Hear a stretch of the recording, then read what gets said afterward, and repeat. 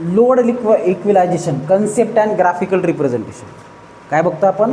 Load इक्विलायझेशन बघतोय. Concept and graphical representation बघायचं आपल्याला. लोड इक्विलाइज म्हणजे काय रे? आता ही मोटर आहे, हे काय आहे? मोटर. मोटरला काय लावायचं आहे? फ्लायव्हील लावायचं.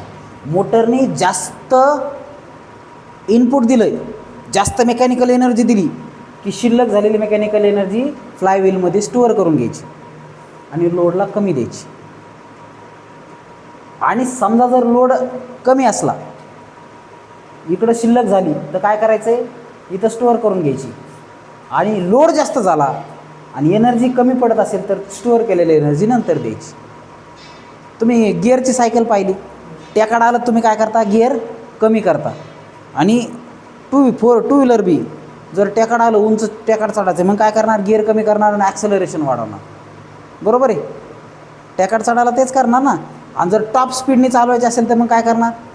गिअर वाढवणार. बरोबर आहे? तर हीच टेक्निक आपण इथं वापरतो, त्याच्यात फ्लायव्हील टेक्निक. तर बघा, in many industry load variation between maximum to minimum limit for different interval of time. वेगवेगळ्या इंडस्ट्रीमध्ये वेगवेगळा लोड असतो आणि हा कमी जास्त झालेला लोड इक्विलाइज करण्यासाठी एक टेक्निक वापरतो आपण, त्याला लोड इक्विलायझेशन असं म्हणतो. To maintain constant load and motor torque matching.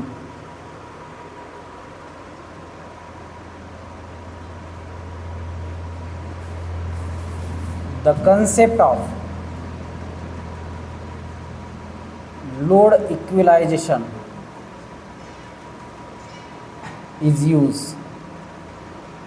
हा पॉईंट लिहून घ्या पुढे त्याच्यात.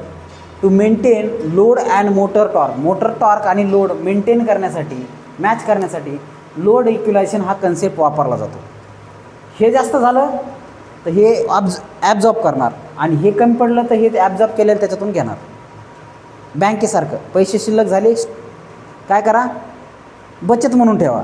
आणि कमी पडले, लोन म्हणून घ्या. कळतंय? त्याला लोड इक्विलायझेशन असं म्हणायचं. तर बघा, the average load on motor is less even through we have to select motor rating as per the maximum load. आपण मोटर सिलेक्ट करताना काय करतो? मोठी सिलेक्ट करतो आणि त्यापेक्षा कमीच लोड मोटरला असतो. ओके, मग आपण काय करतो? To a flywheel is connected to motor shaft, the motor rotate the flywheel along with load. तर मोटरला फ्लायव्हील कनेक्ट करतो. तर हे काय करतो? फ्लायव्हील एनर्जी ॲब्झॉर्ब करतो. बघा, during no load period the flywheel accelerate and store the energy and during loading period the flywheel give out the kinetic energy to the load. Load नसताना flywheel energy absorb करेल आणि load असताना लोडला देईल. जास्त load झालं तर लोडला देईल. Okay, so during no load period flywheel accelerate and store mechanical energy and during loading flywheel supply power to the load. आणि अशा पद्धतीने लोड आणि मोटरचा टॉर्क मेंटेन करण्यासाठी किंवा स्पीड मॅच करण्यासाठी कशाचा वापर होतो? लोड इक्विलायझेशनचा. आता कन्सेप्ट बघा, डायग्रामॅटिक केली. हे समजलं ना तुम्हाला? थेरी समजली ना? कन्सेप्ट बघा, स्पीड आणि टॉर्क वाय ॲक्सेसवर घेतलं आणि एक्स ॲक्सेसवर टाईम घेतला. तर हे काय तुमचं टॉर्क आहे, हे काय तुमचं टॉर्क आहे आणि ही तुमची स्पीड आहे. ही काय स्पीड आहे. तर हे बघा, ही स्पीड आहे आणि हे टॉर्क आहे. स्पीड आणि टॉर्क आपण एक्स याच्यावर घेतलं. तर इथं ही लोड टॉर्क आहे, ही नो लोड टॉर्क आहे. TU म्हणजे नो लोड टॉर्क. ही लोड टॉर्क आहे, नो लोड टॉर्क आहे, लोड टॉर्क आहे, नो लोड. आता इथं माझा टेम्परेचर राईज होतं, हे तुम्हाला सांगायची गरज नाही. ओके, ते बघितलं आपण. आता ही फ्लायव्हील टॉर्क आहे, ही जी टॉर्क आहे ना, फ्लायव्हील टॉर्क आहे.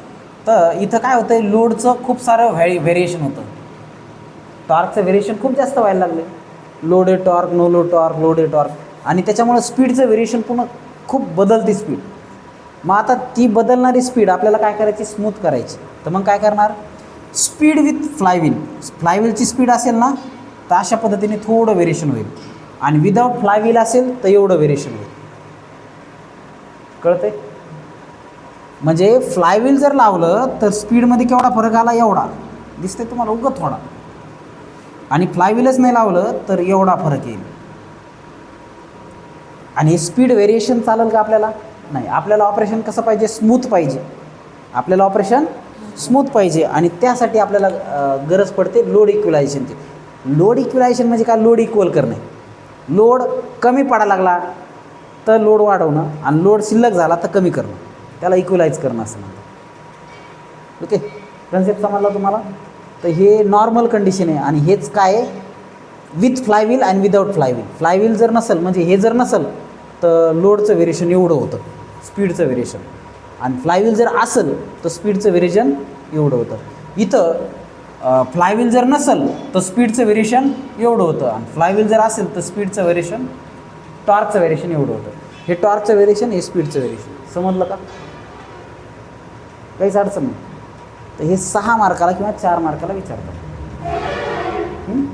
4 मार्काला तर येतच बाबा, एवढंच लिहायचं, काही अवघड नाही आहे, काही मोठं नाही आहे. सो राईट डाऊन दिस.